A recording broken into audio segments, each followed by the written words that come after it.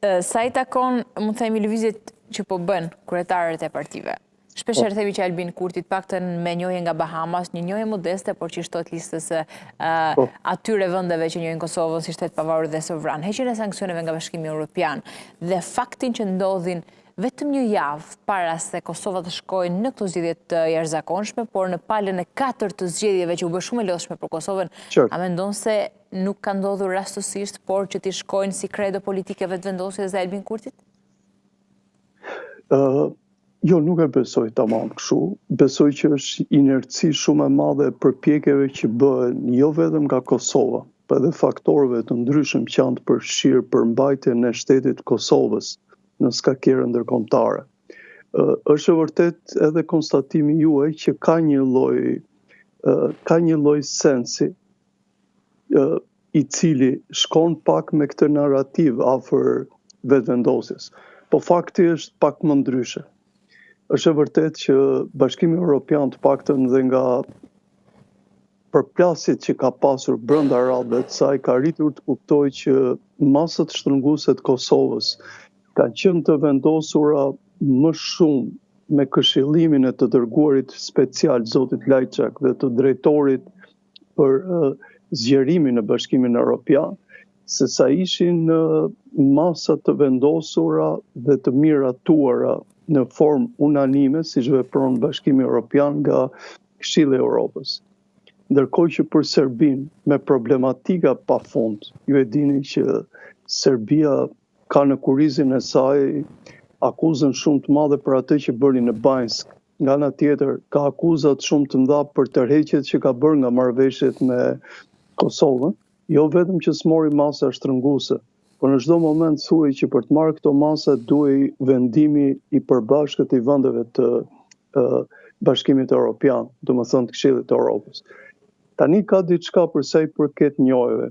Njohjet e këtij viti janë befasi edhe për vetë diplomacinë e Kosovës. Njohja nga Bahamas, një vend relativisht i vogël, është njohja e 4 që i vjen Kosovës. Domethënë kanë kulmuar ato të pranverës, Kenia, Sudan, Siri, sidomos Siria që është një vend vërtet që ka dalë nga lufta, por historikisht ka pasur një pozicion të mirë, domethënë në vendet e botës arabe.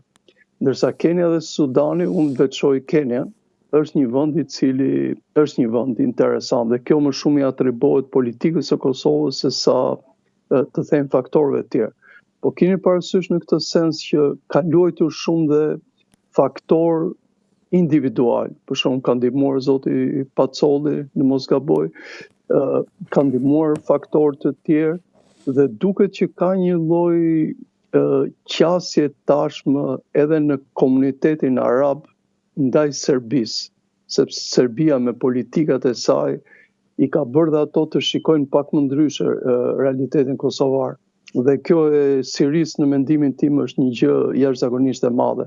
Kurse Bahamas më duket më shumë si rastësi. Dhe vetëvendosja ka ditur të shfrytëzojë jashtëzakonisht shumë mirë këto, sidomos masat shtrënguese, por keni parasysh vetëm 4 masa janë liruar, ndërsa masat e tjera pritet që të rregullohen në fillim të vitit të ardhshëm. Dhe a e dini pse ka ndodhur një pjesë e madhe, sepse me këto masa janë penalizuar dhe një grup firmash të Bashkimit Evropian, të cilët do merrin përfitimet nga aplikimet e projekteve në infrastrukturë e të tjera. Ndaj po them që të gjitha këto përkime tashmë zoti Kurti mund t'i shfrytëzojë për interesin e vet, por problemi i madh është që tek e fundit qytetari kosovar llogariti bën me të përditshmen e vet. Dhe përditshme e vet nuk është se është aq e mirë. Për këtë të përditshme dhe për të rezerva që mund të kenë ndaj qeverisë, mendon se do të jenë pak më pragmatist këtë herë kur të shkojnë drejt kutive të votimit për të votuar? Apo kosovarët zakonisht votojnë me 2 regjistra. Janë shumë pragmatik kur votojnë në zgjedhjet lokale dhe janë diçka më shumë i thartë të politikës kur votojnë për zgjedhjet e përgjithshme. Por në këtë rast besoj që pragmatizmi do hypi edhe në pjesën e zgjedhjeve të përgjithshme. E para sepse nuk e duan ngërçin, po e dyta ka disa zhvillime interesante në Kosovë. Duket që forcat e opozitës kanë një qasje të përbashkët, të pafolur tamam për një lloj bashkëpunimi dhe po mundohen që të maksimalizojnë jashtëzakonisht votat. Për shembull, LDK-ja po punon tashmë shumë për të ngjallur diasporën e cila voton për LDK-n. Vetëvendosja ka bërë presion shumë të madh në Zvicër, ku është një pjesë bajagi e madhe e njerëzve të vetëvendosjes. Domethënë njerëz që besojnë vetëvendosjen, ndërsa PDK-ja po bën lëvizjen në mendimin tim më interesante deri tani me zotin Hamza. Zoti Hamza ka hequr vijat e kuqe, që do të thotë duket që në horizont shikohen në rast se nuk bëhen aleancat e 3 partive të tjera poshtë vetëvendosjes, unë mendoj që ai mund të jetë gati të bëjë një lloj aleance edhe me vetëvendosjen. Kuptohet, afër është moduli i zgjedhjes së presidentit. Nga ana tjetër ka qasje për sa i përket forcës së PDK-s në terren. PDK-ja po lëviz nga ana ideologjike, PDK-ja po duket diçka më e qartë dhe mbi të gjitha po shfrytëzon jashtëzakonisht mirë dhe atë pjesën e njerëzve të vetë që kanë hak, sepse ndoshta është temë për një bisedë tjetër.